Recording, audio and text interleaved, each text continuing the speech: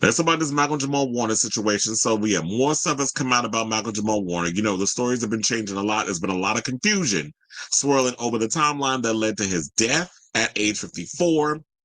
And I want to reiterate something because as I brought up earlier in the show, when I posted the story about the fact that he was attempting to save his 9-year-old daughter, whatever, 8, 9, whatever, fucking birthdays, it is what it is. Okay, if you're off by a year, it's a mistake. But people act like you can't make mistakes on social media or correct them when you're wrong. But at the time of when I did the story, there was a story floating because I wasn't the only one that floated the story. So it was a lot of people that were, and it came a lot from the major trades. But now that things have been clarified, we can go in and clarify what had really transpired thus far until the story changes again. But I had said something earlier where the story was going around that Malcolm-Jamal Warner's daughter apparently was in the water. He jumped in to save her, whatever, and then he got pulled out by the current. That's not what happened. Apparently, he was playing with her on the beach. She was on the beach. He went into the water. He got swept out. Then he got rescued. Red Cross tried to revive him, and he was pronounced dead. So that is the story. But I have more, so we'll get and break it on down, because according to, you know, what page 6 is saying. So I just wanted to be able to say, yeah, at the time, that was the story. I, of course, could not get online because I have a life outside of YouTube. I'm not sitting on here all day, every day doing videos. I actually have another job outside of this where I'm making actual money, even though I do make money from YouTube. But still, I have another job where I'm working in live entertainment and events and things of that nature. So when I'm catering and doing that and going to the gym and work and doing a bunch of other stuff, I don't have time to be sitting up here making little 5-minute videos to clarify some shit. But I had people in my comments call me a liar. And it's like, if there's one thing Chris is not, is a lie. I don't come on here and spew lies and misinformation and vitriol for clicks and likes. I can give two shits about that. But if something goes down, I'm reporting it at the time of what it is. And then when the mistake happens or when clarifications come out, then we do updates on the show. For those of you who actually watch the show, instead of just popping in because you see something in your timeline. Yeah, I'm reading those who came in my comments. If you ain't catch it, then you're a little slow. But that's what it is. So now let's get into the story. So initially, Elberth Leon, the head of the tourist police for the country's Atlantic region, claimed the actor's 8-year-old daughter, see, she's 8. Somebody, I want to rip my head off because I said she was not. Okay, tomato fucking tomato. Not 8-year-old daughter was in the ocean with him and was successfully rescued. However, Costa Rica's Judicial Investigation Agency has since clarified that the girl was on the beach's shore when her dad entered the water with a friend, got caught by a high current, and drowned. So Mr. Warner was playing with his daughter at the seashore at one point. He then left her out of the water, and he and a friend of his entered the sea. This is what a rep for the OIJ told People in a statement, which was translated from Espanol on Thursday. Now, it was at that moment that they were swept away by the current, and the friend managed to get out. However, Mr. Warner was unable to get out and was pulled out by several people on the beach. He received care from Red Cross officials, but was pronounced dead at the scene. The man who pulled Warner out of the water, a doctor, recounted the harrowing scene to Us Weekly. Like Warner, he was on vacation, enjoying the day in the town of Playa Grande. Now, according to the doctor, there were very few people on the beach that day, which could have been because the sea was rough. When he heard a group of people screaming and calling for help, he quickly ran to this area and entered the sea with his surfboard, heading into the rip current toward the person being pointed at by some beachgoers. After a few minutes, the doctor said he saw a shadow and immediately dove down and pulled the person out. When the doctor finally reached the beach with Warner, he saw another man lying on the sand, struggling to breathe. Saying, quote, he was just someone who tried to help during the emergency without any rescue equipment, the doctor explained, adding that immediately first responders began providing first aid to Malcolm, but he had no vital signs. The medical professional said 2 tourists who identified themselves as doctors ran over to help. A few minutes later, Costa Rican Red Cross personnel arrived.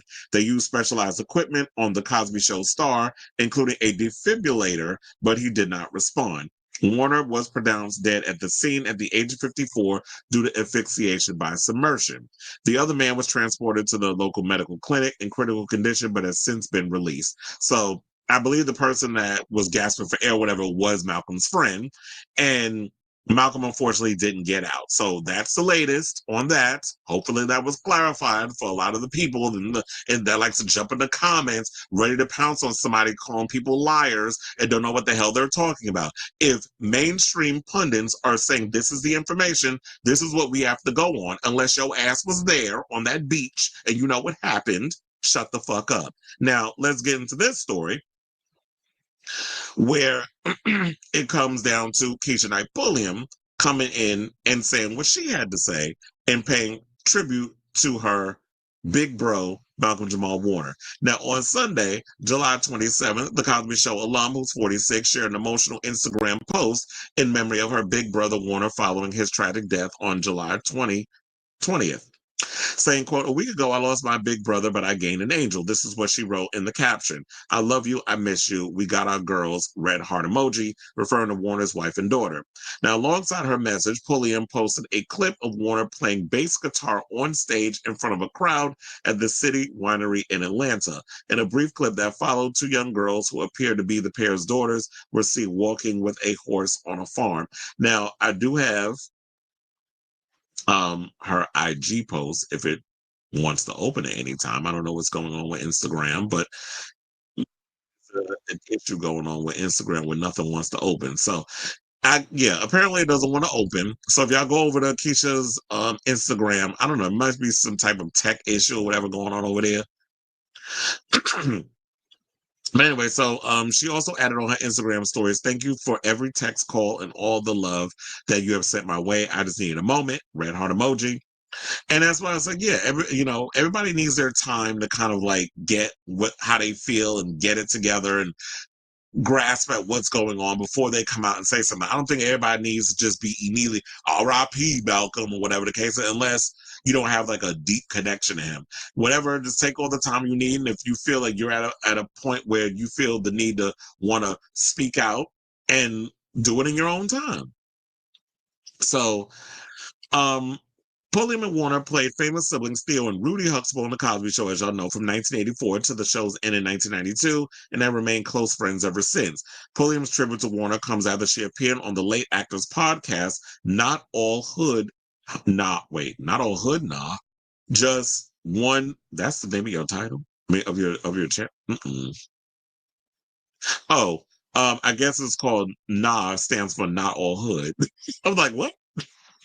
I've never heard. I didn't even know there was that was a podcast. I might actually check that episode out.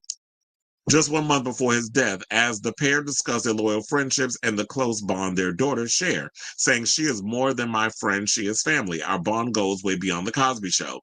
This is what Warner said on the podcast. "We have both managed to navigate through this murky waters of child stardom with our souls and dignity intact," saying, he's stuck with me for life. This is what she said, joking, referring to Warner as family. And you want to know something? Out of all of them, I will have to say this. The one thing I've always loved about Keshia Knight Pulliam, and that I've noticed recently, it's like with her and Malcolm, they have been able to maintain a career in this industry post the Cosby Show. Like, we already went through the list of, when we first talked about him passing away, the many shows and things that he has been on. Keisha's been doing a lot of stuff too. Most recently, she's done a lot of Tyler Perry productions.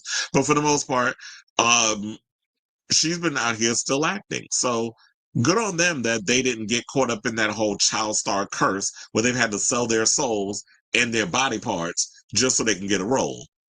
Like that, I'm just actually glad that Keshia and Malcolm didn't have to bring their knee pads to any producer's rooms in order to get a part. So she also spoke out about meeting up with their daughters. Well, they both did, saying that, "I'm grateful that we have those moments with our family and our kids, and our daughters adore each other." So I'm glad that they all get along. I'm glad they all consider each other family. And hopefully this will be a time where Keshia can be that extending ear and just like, "I'm going to lean on you to um want to, if the mother and his daughter need her for anything, that she could just be that, that aunt that comes over and helps out and gives them whatever they needs and be that supportive person, because I'm sure that they're going to need that in this time of grief." So That's the latest on that with Malcolm-Jamal Warner. So I definitely want to hear from y'all. What do you guys think of this story? The latest update on Malcolm-Jamal Warner, what had transpired when he was on the beach. I definitely want to hear from y'all. So let me know what your thoughts are on this story in the comments down below.